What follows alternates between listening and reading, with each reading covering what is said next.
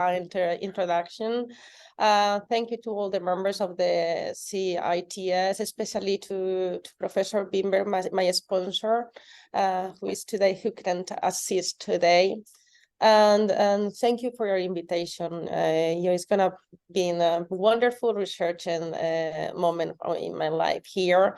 As you has introduced me, my name is Belén Casas, and I am a professor and a researcher at the Complutense University of Madrid in Spain, where I teach communication theory at the information science faculty. And just let me introduce today. My aim today is to share with you this study called When Negativity is the Fuel, Bots and Political Polarization in the Debate about COVID-19, and it's a case study of Spain. Let's move. So this study has been published in 2022 in the scientific journal Communicar, which is within a special monograph called Hate Speech in Communication, Research and Proposals. And this is a Spanish journal position in the first quarter of the journal citation report, and it's an open access journal. So I invite you all to take a look at it in greater depth if you are interested in the topic. Oh, I can see there somebody else, Susan. Nice to see you. It's a pleasure. Well, this presentation is structured in the following parts. To begin with, I'll introduce the research project in which this study is circumscribed. Secondly, I will explain the social context of the study. Thirdly, I'll show you the main objective and the main goals of the case study. Fourthly, I shortly address the main theoretical concepts we have based the research. And then I'll briefly explain the methods and the materials we have used. Next, I'll show you the main results of the study to go to some conclusions. And finally, I will mention an overall reflection. So the presentation will last about 35 minutes approximately, and feel free to ask me any question at the end. So let's go with the presentation of the research project, which is called Provedad. It's an R&D project called The Structure of Network Communication and then Classic Public Opinion, an approach based on big data and social network analysis. And it's a project founded by the Spanish Ministry of Economic Affairs and Digital Transformation. And in the project, we are many researchers involved from different disciplines, such as mathematics, statistics, physics, sociology, and communication.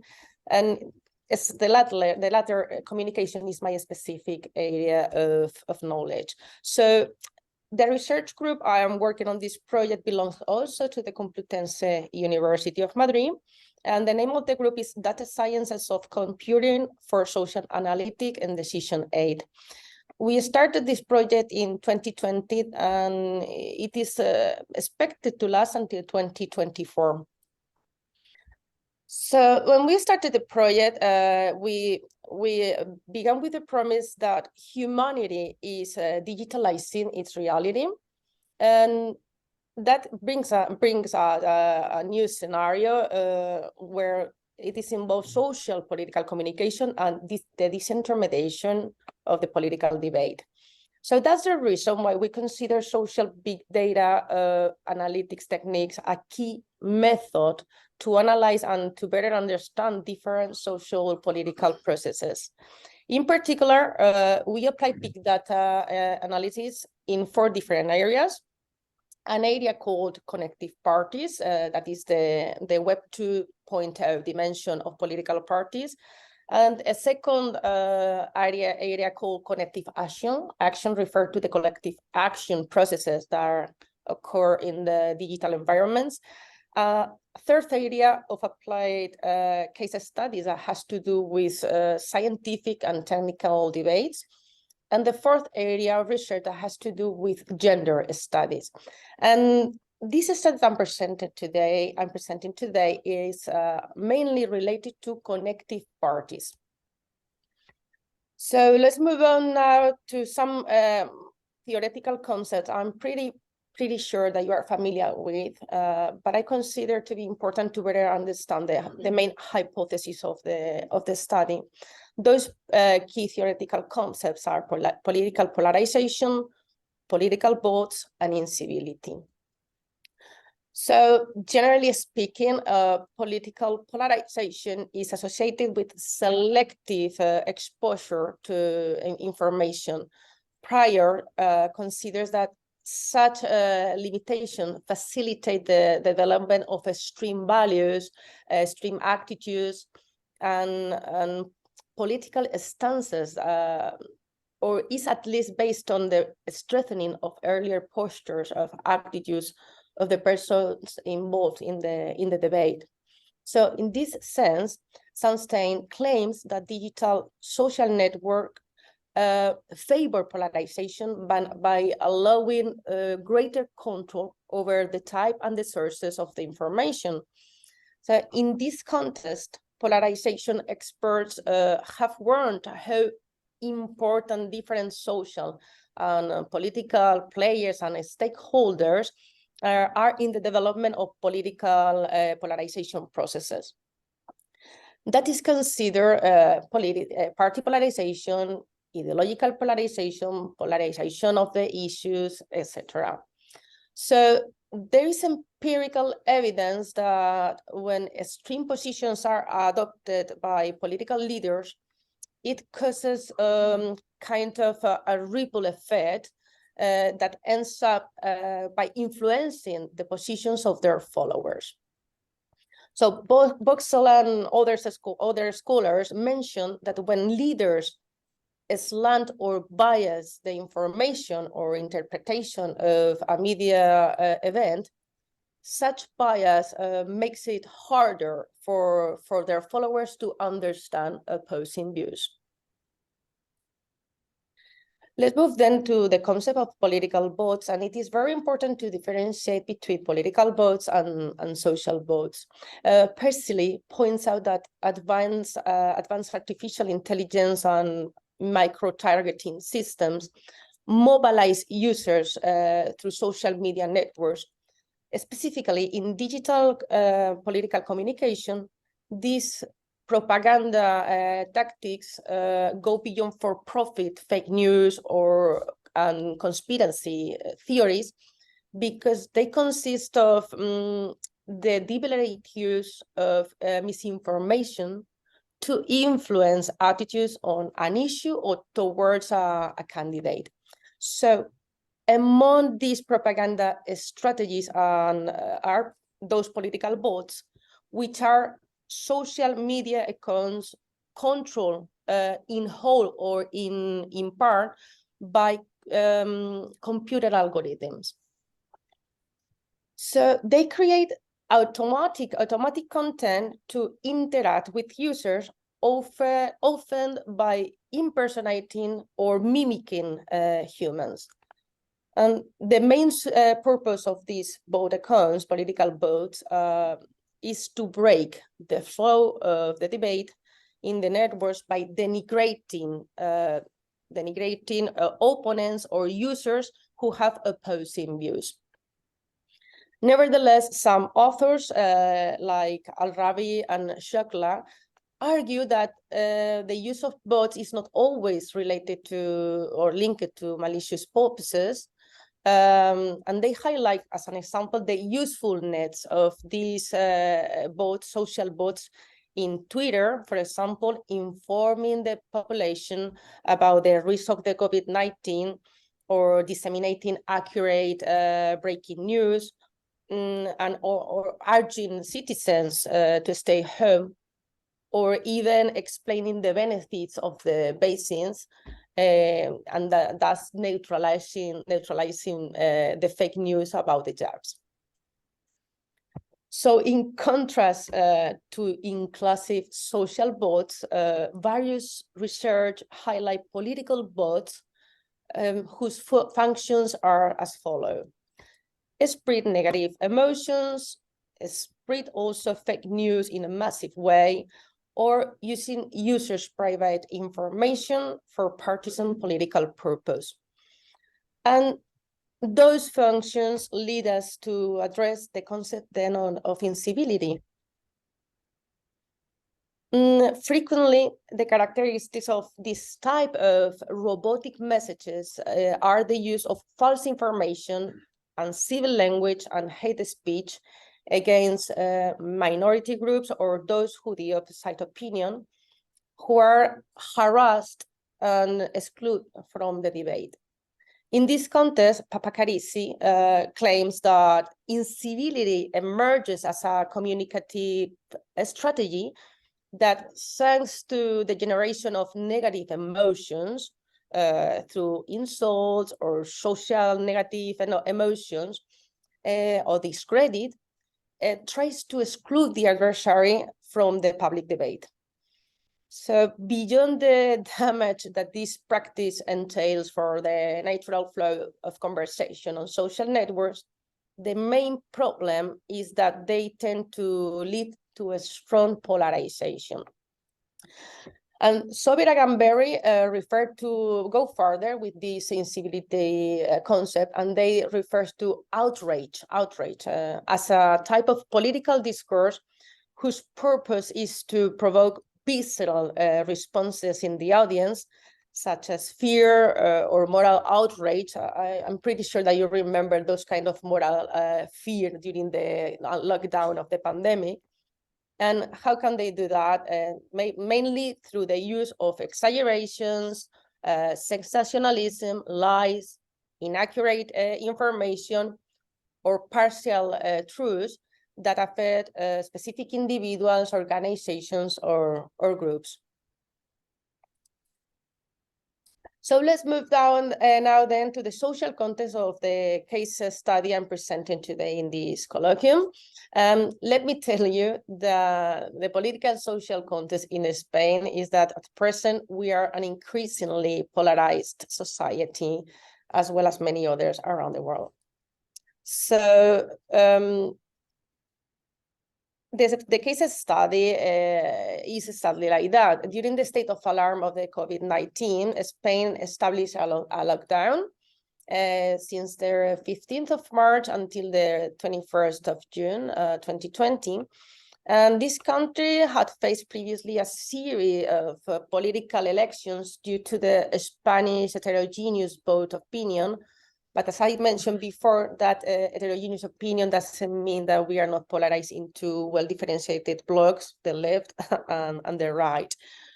So the newly formed coalition government, which is sadly the one that is governing nowadays in Spain, needed to face this new situation. And in the digital divide online, social networks focused on how the government was handling the situation with a high degree of incivility and with an apparently split of the population.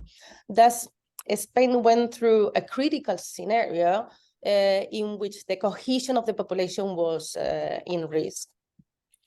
So faced with this crisis scenario and the digital debate that ensued, we, the research group, posed the following research question. What role did votes play in the debate on social networks about the management of the Spanish government during the global pandemic of COVID-19? So our main hypothesis was that these agents are not the only key players in polarization processes, but rather used polarized situations to intensify the debate, including a higher degree of negativity, and especially on certain key uses. So although the scholar literature review on the interference of these type of non-human agents in social and political processes is extensive, the study of their role in polarization processes is not that prolific. Then our study aimed to explore this area by focusing on the role of an agent that can be key in polarization processes. And of course, I'm referring to votes. In this sense, our main goal was to study to what extent and by means of what strategies these agents create or exaggerate the processes of political polarization in debates that take place on digital social networks. And to achieve this main objective, we set 3 specific goals. Firstly, to detect how many tweets are supporters or detractors towards the government of Spain, and to compute the polarization index. Secondly, to detect how many bots are playing a role in the digital debate and the relationship with polarization. And thirdly, to detect the main topics of the digital debate and the relationship with polarization. So now I will briefly explain the methods and materials, since, as I have mentioned before, my specific area of knowledge is communication, and then the algorithms are applied and developed in the study by my colleagues of the research group. So if any question related to the methodology arises, I can put you, of course, in contact with them, with members of the group, and they will answer you in a more accurate way. First of all data were downloaded from Twitter using RStudio in its library called Retweet in 5 rounds during the period that you can see on the slide. And the keywords that we used were the official accounts, Twitter accounts of the political parties, the main political parties, also the official accounts of their leaders, and also this word, which is, this term is state of alarm, estado de alarma in Spanish. We applied machine learning algorithms to assess 2 main tasks. First of all, to filter out our data set to avoid non-desirable messages, I mean by topic. And secondly, to label our desirable messages as detractor, neutral, or supporter toward the Spanish government, taking into account the position. And finally, we collected almost 5 million messages, and after having applied their machine learning algorithms, we got a total of 1,200,000 tweets approximately. So to measure polarization in social networks, we use the measure proposed by some members of the group. Here you have the reference. I feel very proud of those mathematics and the statistics guys, because they were always very good. And their measure is based on fuzzy logic, and it's called JDJ. The authors are based on the premise that reality is not clearly one way or another, but that there are different nuances in people's attitudes.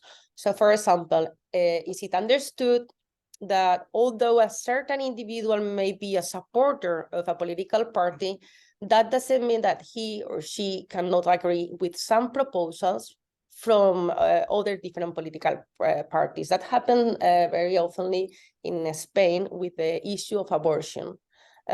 Some political leaders of the right wing agree with some circumstances of abortion, and they are very wide open in terms of certain specific circumstances.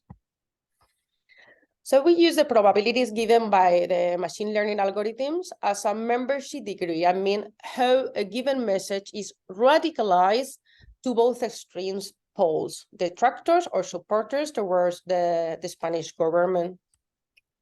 And to detect and classify users as bots or non-bots, we apply the algorithm proposed by Kearney, called Tweeted Bot or Not, in its fast gradient boosted version. And also, in order to be as conservative as possible, we only identify as bots those users in the highest quartile of probability of being bots. We do believe it vitally important to maintain this conservative stance, because it is preferable to detect fewer bots than to include any real user in the bot category. Related to the topic detention, we use the LDA algorithm, Latent Detail Allocation of Grant and Hornick, in the R package called Top Models. topic models, to detect the discourse topics in the download messages. And this algorithm is based on creating distances between words according to their occurrence together. So the algorithm has the particularity of having to indicate the number of topics a priori. So in order to determine the correct number of topics, we applied measures of semantic coherence by topics. And of course, it is also recommended that an expert scan content to determine the appropriate number of topics. Regarding to the sentiment analysis, we use dictionaries in order to detect the amount of negative or positive content present in the digital debate. And we use the Affine dictionary. I'm sure that most of you know about the Affine dictionary. Consisting on almost 2,500 scored words. We score them from the most negative to most positive on a scale of 5 to 5.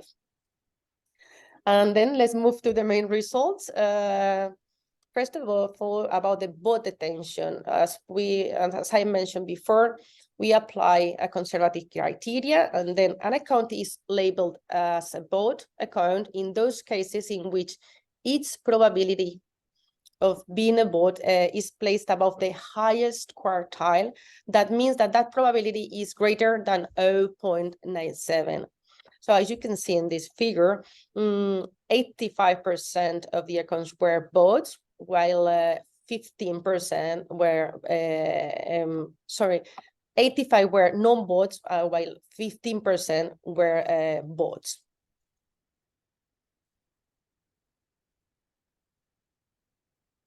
In this slide, this figure shows the graphical representation of the distribution of users to be in favor, you have it there, or against, the red one, the government. So a probability of 0.5 means to be against the government, while greater than 0.5 means to be in favor. Thus, we were able to verify how the debate around the management of the Spanish government was strongly polarized. And in fact, our data suggests that identified political bots have a greater tendency to polarize public opinion than non-bot accounts. And this finding is the prelude, a necessary but not sufficient cause to find the type of polarization that favors a communication break. So we had to move further, and that's why we tried to detect the topics. And then with this topic detention, we identify three main undifferentiated topics: health, economics, and politics. Here you can see some of the words. In the middle is Spain, of course, health, coronavirus, that has to do with the health issue.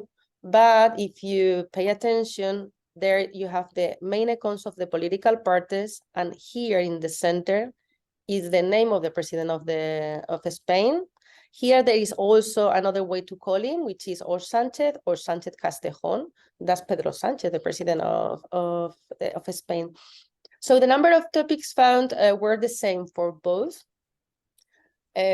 groups, bots and non-bots. But with non-bot users, humans, dominating the debate on economics, followed by health and politics, while for bots, the main topics was politics, followed by health, and then by economy. So here we observe that the bots tend to focus the debate on politics. The blue bars are bots, while the red ones are the non-bots. And as you may well know, in the political field, it is easier to attack one or several individuals rather than talk about general issues. As we have seen in the literature review, most of the scholars point to this strategy as a source of polarization. It seems that in our study, politics is an area in which it's more accessible to develop ad hoc and dominant strategies by the constant references to the Spanish Prime Minister, Pedro Sánchez.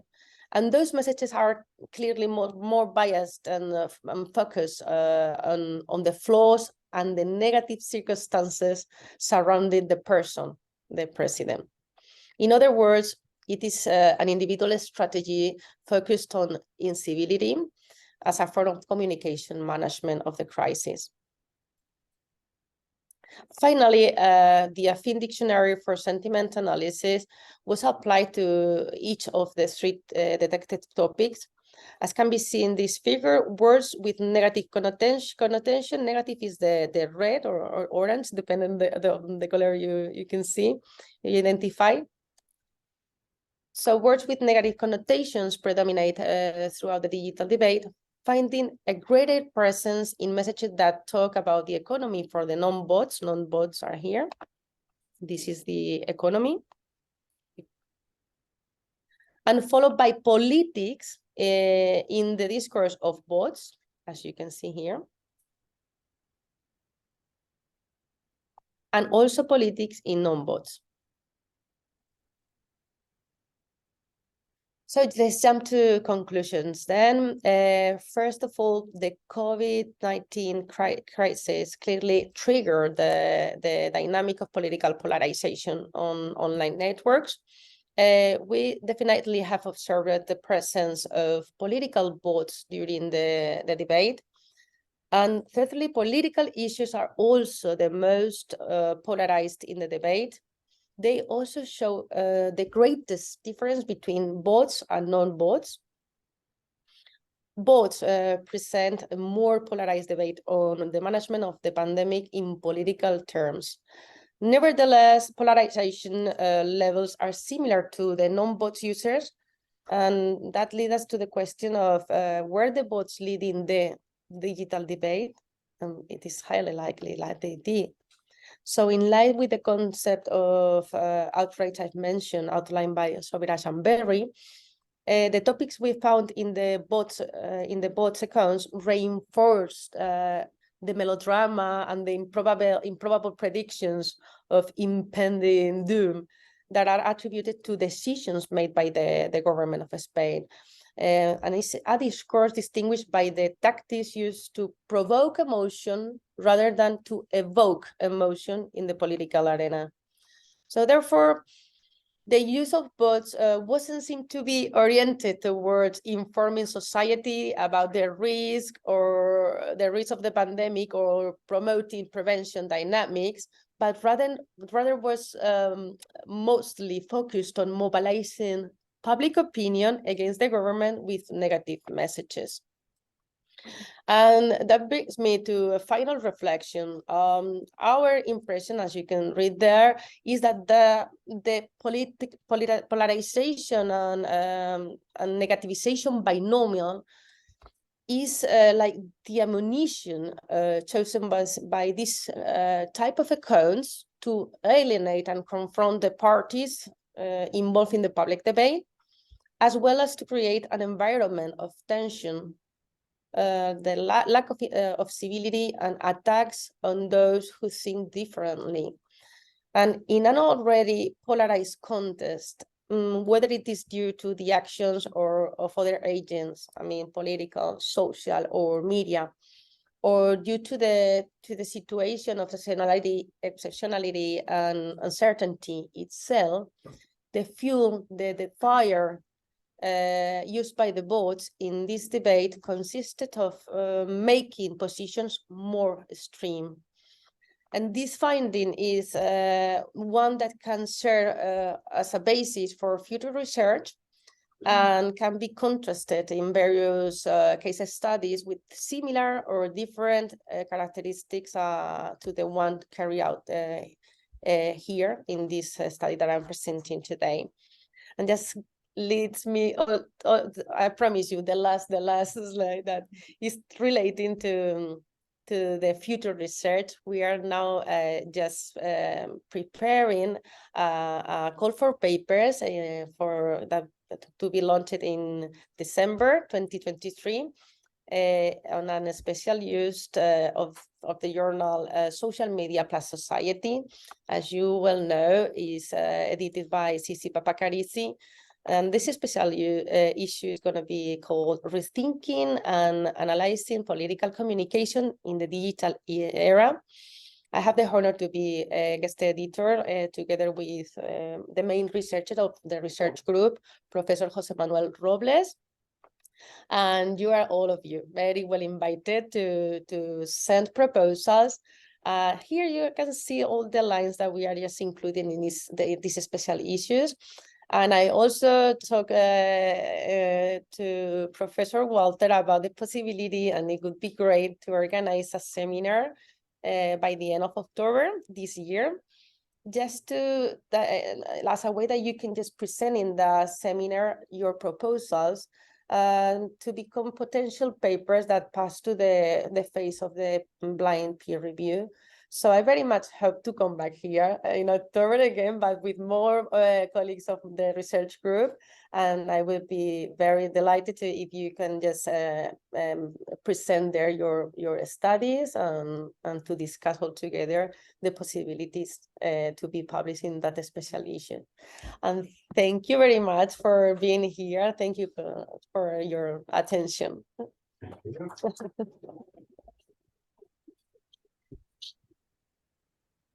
Questions or comments?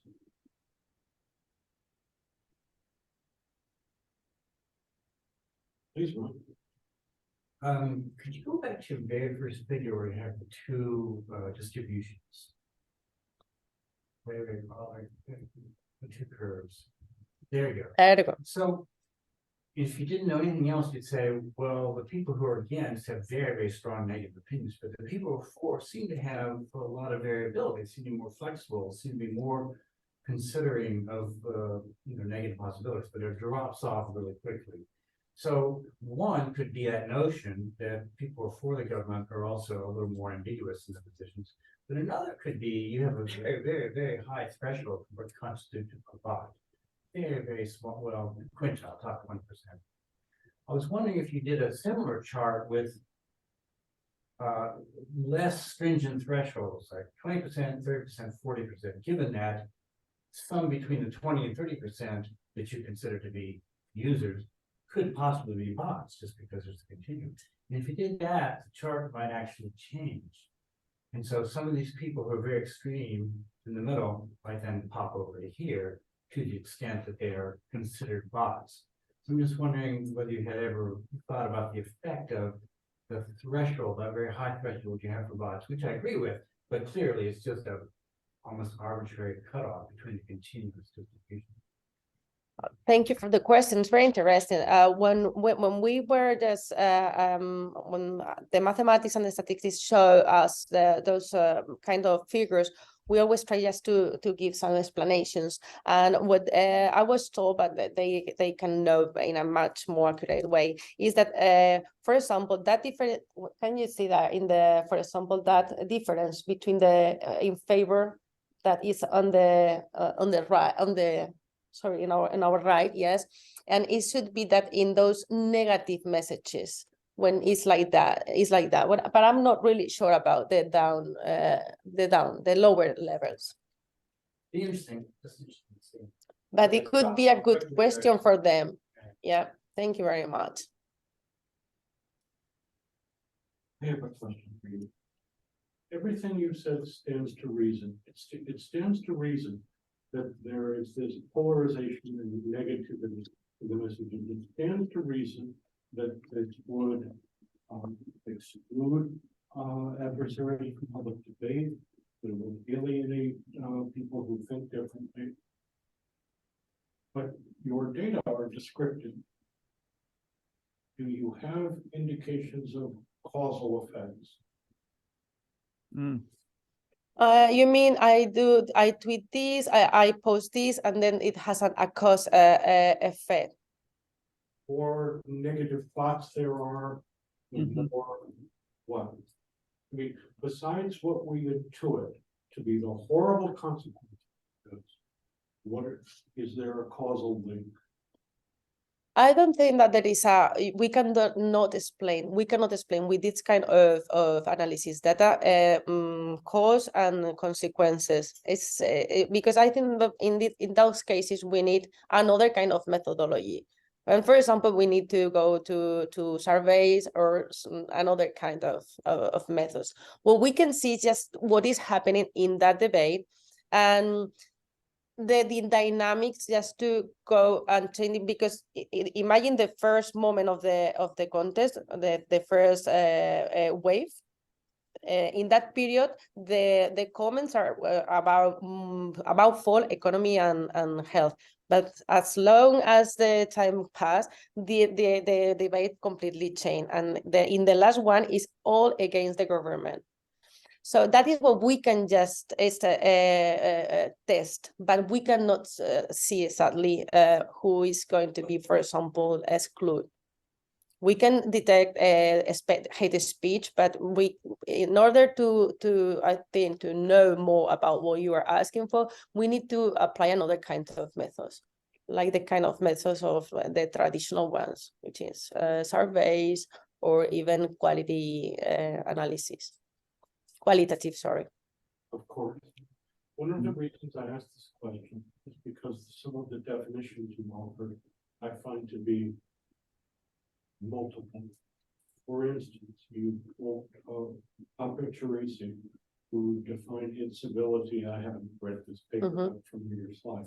Incivility, the purpose is to insult and discredit an adversary, to exclude them from public debate. There's many different things happening in that definition, not just one thing. So if I insult Ron, the purpose is to Deservedly so, whatever the topic. This is an empirical truth. If I insult Ron, to insult Ron is to make him feel bad. If I discredit Ron, this is to undermine his credibility in front of everybody else. Two different things. Maybe you get lucky and they both happen. But if, starting from the perspective of Sunstein, is that people go into different echo chambers and they say these terrible things, and the bots replicate these things even stronger, but they're not hearing each other, then it would not be both to insult and to discredit. And so this is why I asked the question, what is the outcome and what is the causal link? Because I think there are multiple objectives, and we have to define what we're looking for very carefully before we can start tracing what the effect is. You said it again in the conclusion. You said at the very, very end, to alienate and confront those who think differently.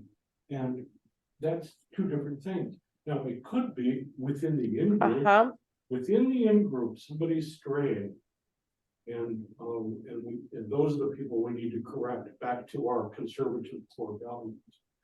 But that's not the same thing as alienating those bad people on the other side. So this is why you have mapped out the independent variables beautifully, but I'm so worried. What is the dependent variable? I think that we should go on. In fact, we are just trying to create, to elaborate, to make our own definition of polarization and incivility, because as we are reading and reading, it's a very controversial issue, because sadly, I totally agree with you. It's not the same to do one thing than to do another. In this case, what we identified in this case study with bots is that when a human account posts something, the bot was replicating but changing a little bit. So it's not the same to say the government is going to close the market, or is going to stop the trucks to run on the roads, for example. And then the bots were saying the economy is going to get into a crisis. Spain is going to be broken. We go directly to be a Latin America country now. Like that. It was incredible the way they shift the debate. And if in terms of some of the authors that we have read up to now, that is kind of try to completely inform not in a and misinformed population, and to create that kind of negativity, and which means always with we identify a lot of messages saying president emission. So if we are talking about health or economy issues, it's incredible that the debate turned into the mission. Let's go, or we are going to be Bolivians, or they even mention a lot Venezuela. Or worse yet, the US. We couldn't understand that. So that maybe is kind of exclusion, try to completely move on shift the debate in order just to discredit the government that obviously did things right and did things wrong, like most of the governments of around the world in this crisis situation. But it's a good point. Thank you very much. So, Other questions? Please, Ewan. Thank you for your presentation. It was very interesting to me because my research is also investigating online instability phenomena. Actually, my research is more focusing on the human reaction, the bystander reaction to online instability. So one question I had in the presentation is whether people might differently react to the negative messages of political polarization communication generated by bots compared to the same kind of messages generated by human or non-bots. So I'm just wondering if you have ever found evidence that can answer this kind of question, or have you ever thought about this kind of question? So like the reaction of people to bots or non-bots political polarization. well, that is a very good question. Well, you are more expert than me in the reactions, because after after listening to your talk the other day, but it's not related to this study. But what we are just trying to measure now in another case studies, like in the last Colombian elections, is the reactions in Facebook, and we are just trying. We are going to publish very soon another paper about the reactions on Facebook with using emoticons. And it could be my colleagues in this case, they are not using the different they are not differentiating between bots or non-bots, but they can do it when the data is completely download, we can do it, and that should be a very good thing to do, because now we are in that try to measure the reactions. What we have up to now about that study of the Colombian elections is that positive messages move much better, were much more disseminated than the bad messages. So that's what we can do, or we can say up to now in that specific case. Yeah, that's, thank you. And I'm an outsider of this area, but I'm just really fascinated by the findings of this area generally. And I was thinking something similar in terms of how, how our bots shared more or less by people, but you answered that in part, but it got me thinking about whether the sort of the pro versus the con, and the pro is being shared more. Do you know if the bots are more negative or more positive in terms of content? In this specific case, they were more negative. They're more negative. More negative. So that suggests that if the positive are shared more and the bots are more negative, then it seems to suggest that the bots are shared less, in other words, have less impact, essentially, than the non-bots. I think that the main problem here is that with the impact, as you have asked me before, is very difficult to just to know the extent about that impact. Mm-hmm. But what we know up and nowadays is that they are more and more and more used by all kind of political groups, by companies, and it is very easy and very cheap to buy those kind of propaganda tactics. Very easy. So we have just to be aware and to control them. Well, sorry, just to follow up here. So you might have, these are tweets, and tweets can be forwarded or referred to.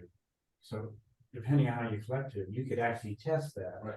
You can see which are the bots and which are the non-bots as defined by a certain threshold, and see which of them get retweeted more. Mm-hmm. So you could actually answer that question. You might actually have the data already there. Mm-hmm. You could also see if the retweets are meant to be, so Andrew and Flanagan and Mira Metzger recently did a study where they showed that people shared things in order to show, like, look at this stupid argument. And so they are retweeting it, but also discrediting it. And so when you're retweeting, or I think actually theirs was Facebook, but same idea, because people can share. So just because they're sharing it doesn't mean it's actually promoting it. You can also discount it, and that can actually have a good effect in terms of how persuasive they are. Yeah, it was a really interesting study, just came out last year. But most studies show that people don't actually look at the content. They see something retweeted, they just repeat it again. So that actually does speed up the diffusion, even though the content might be negative about the campus. And that's not what they found, but I don't think. But that was, I think that's usually what people think, that any retweet is dissemination. And they actually found it's a little more nuanced than that. Thank you for your talk. This is super interesting, and it has me thinking about this broader debate about the extent to which social media is responsible for polarization, and more recent evidence that maybe it isn't as much as we think. So I'm thinking of Michael Bain Peterson's work that looks at moral outrage on political outrage, and that people who are outraged offline are outraged online, and being online doesn't make people magically outraged. But the 15% of bots, even at conservative threshold, that's a lot. To me, that's a lot, right? That's true. And so it would be interesting to see whether or not the impact is in a discredited fashion, how much the weight of the discourse is taken up by these bots, right? Because I can imagine a lot of what we're seeing is evidence of polarization that's amplified at the very least by 15% that's doing targeted work toward negativity division. And it just made me think if there was a way, I don't know, probably not what he said, if there's a way to sort of parse that or find less bot-ridden contexts and compare across and look at some of these indicators of polarization. That would be really interesting. Oh, thank you about that, because it's very interesting, and think that we let a lot of bots account just without the conservative criteria. So maybe there were much more, but we always bet for being conservative in that way. I would love also to ask you a question, because you just brought up the issue of trying to compare Facebook with the answers in Facebook and Twitter. And now we are just trying to measure those reactions, but comparing both media, Facebook and Twitter. And we are just maybe thinking to apply the Affin dictionary to all the thread answers on Facebook, and also with the retweets, but it's difficult, kind of difficult to try to know or to better understand which of those social nets are more or tend more to favor, to bolster the incivility and the hate speech. We are in that now. I had a slightly different question, not my area at all, but or two questions. One, I mean, do you have a sort of a normative definition or framework for what a bot is supposed to accomplish relative to what a citizen tweeting is supposed to accomplish? In other words, is there a kind of a normative expectation for what a tweet is for?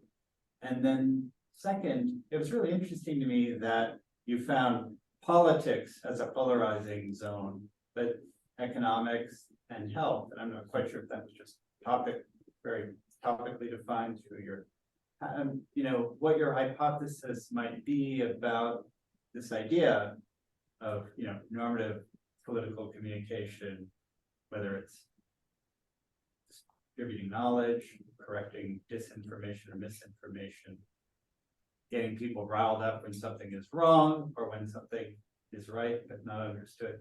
But what might it mean then that health or economics would not be very polarizing topical domains? Because it seems to me people get very angry when their health benefits are denied. They get very angry when they feel the economic policy is hurting them. That's true. I mean, I'm just curious to hear you maybe talk out a little bit more what you think the data might suggest, understand the limits of the description. It's a good point because what we were reading in that literature review was also that, for example, in the United States is a very controversial issue, the thing, the issue of the health system, to support a health system supported by the government or not, and that makes like Democrats and Republicans like very, very upset about this.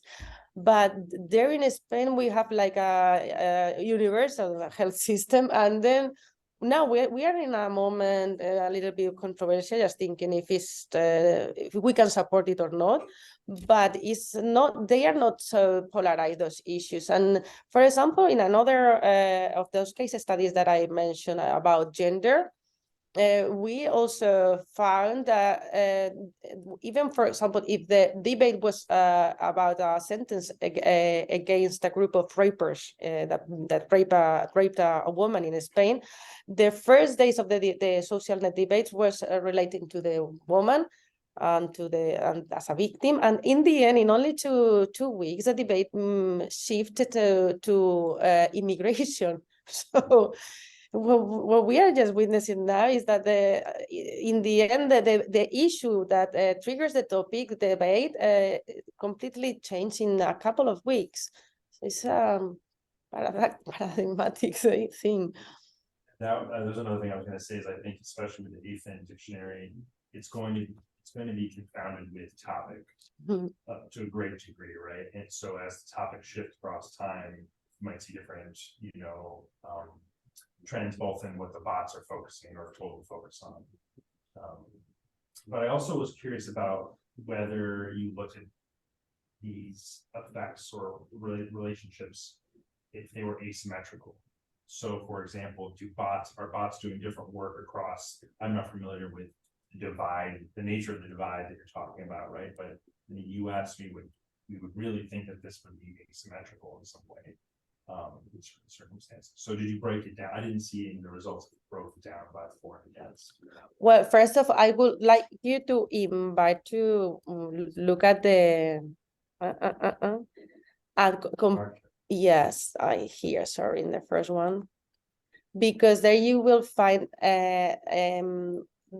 all the data, all the evidence, and all the methods. And for example, those that are experts in methods, it could be better for you to take a look and to read the paper, because it was well written and explained with you can just check there all the measures, the algorithms used, even the JDJ algorithm to detect bots and all that stuff.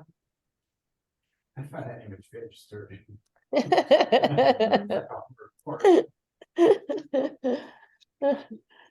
You did a very clear and good job in saying the most conservative criteria for identification of a bot have to meet all the standards.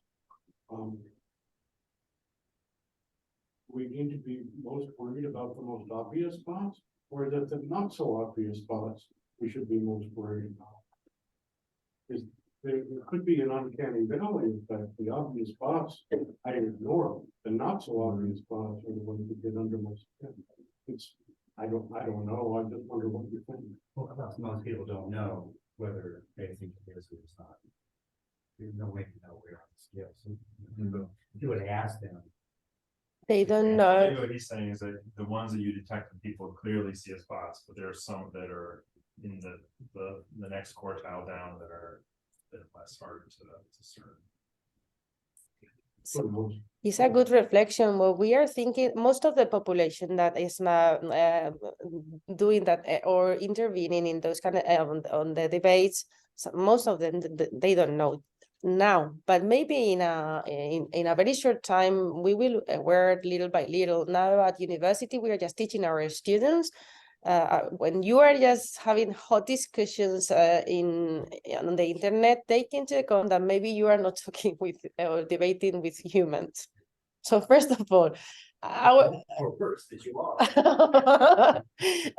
maybe some people it's completely they don't mind, or it's not a matter that what they want to listen to is their own point of view. So for me, it's a kind of thing that we have to all of us to think and to go on, just trying to at least identify them, and then thinking what's happening. May I ask a question? Yes, Susan, you're very welcome. To follow up a little bit on that last question, I'm curious now about what people's attitudes are, the Spanish participants' attitudes towards bots are, and what their level of awareness of them is. So do you ever find, and I don't know how much time you spent actually reading these messages, just sort of looking at them qualitatively, but do you find cases where people call out others or messages as being bots, saying, that's just a bot, ignore it, or they have any kind of discussion about bots? It's a good. I don't know whether you have heard her. She's asking if we can just find, or we found in this debate, people saying or detecting those bots. No. In this case, nobody detected anything. I mean, there was our suspicions, and then we just try to find those codes, but. There are some projects. I know that there are some projects in Spain. We have a project called Overaxe, and is a big platform that they are just trying to show to the population and these kind of messages by not pointing out, by saying it. When what they do is, for whenever somebody is saying something that is false information, they give evidence of the opposite thing by giving that data, studies, or empirical evidence that what you are telling, what you are posting is completely false. It's not true. But in our case, how come people are not they are not able yet to identify by themselves these kind of things? We cannot know. We are detecting nowadays that sometimes when we do download the data, and 2 weeks later, some of the accounts have completely disappeared. But because we are just doing that job, it's very difficult for people. Thank you, Susan. May I ask another question? Yes, he has another question. Yeah, so I don't know. Oh, I'm sorry, you have another. I'm sorry, please. Okay. Susan, I think now it's better. You can hear me? Yeah. Yes. Okay, well, hello to everyone in the room. I recognize some voices. I can't see you though. Hi, everyone. Yeah, so I was very curious about something that you mentioned just right at the end. If I heard you properly, in your last slide, you were saying that you raised the question, could it be that the bots are leading the negativity in these debates? And you said something like you thought perhaps that they were, or you felt that they were. And I was wondering, what is your basis for that feeling? What gives you the idea that in the absence of a study focusing on this question, that the bots are leading the debate? And then what kind of methods might you use to go about answering that question? Because it's just because as the debate was moving from the beginning, talking about that some topics, healthy and economics, and in the end, the last 3 weeks, all about politics, and the politics topics were detected in the vote counts. We are just thinking that the votes were leading in the debate in a negative way. That's what we can just like confirm. But it's because those the periods that we are just analyzing, they are different periods. So at the beginning, everybody's talking about the same, but in the end, our votes that are talking with negativity, or my colleagues, what they do in those affine dictionaries is to try to categorize the different levels of negativity by saying fear, hate, or sadness, and then they use those kind of categorizations that are very good to identify negativity. So if I understand correctly, because the topic shifted in the course of the debate to more political topics, and you know that the bots were contributing heavily on political topics, and you know that the bots were contributing mostly negatively, then you infer that the bots had by shifting the topic to politics, it also increased the negativity. I see. So, yes, that is what I thought. Yeah.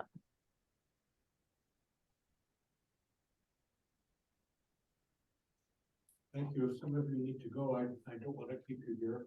If you have some more questions and want to stay around, if Belén is available, we can keep going. But I know it's why we're talking to people. Yes, I'll be here until the 15th of March, so I will be happy to share with you all the things that we are there. Here at CITS? Yeah. Oh, great. Normally in that room. Thanks again. Thank you for your attention. It's a pleasure. Thank you. The center's website, if you want to